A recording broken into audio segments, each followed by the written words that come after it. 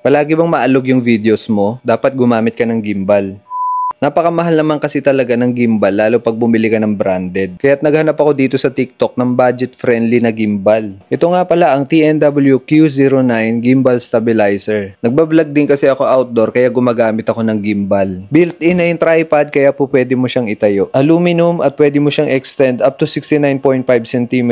May kasama na siyang remote para sa shutter at iba pang mga controls ng gimbal. May kasama na din siyang portable light para kahit gabi or madilim, sharp pa rin yung kuha mo. Napaka-useful nito lalo na pag mahilig ka mag-selfie. Nasa ibabaw naman ng gimbal yung charging port at power button. Yes, kailangan po natin i-power on para magamit natin yung stabilizer. Nasa gilid nga pala yung pang-unlock para ma-release natin mismo yung gimbal. I-scan natin yung QR code para ma-download natin yung application. Sa mismong application natin magagamit lahat ng mga controls. So itatry na nga natin kung gaano ka-smooth itong gimbal na to. Para sa isang budget-friendly na gimbal, sulit na to mga tol, especially wala ka pang pambili ng mga high-end na gimbal. Umaabot kasi ng 5,000 pesos pataas ang mga branded na gimbal. Pero itong TNW, nasa 1,000 plus lang. Kaya't kung naghahanap ka ng multifunctional gimbal, nasa yellow basket lang yan mga tol. Salamat!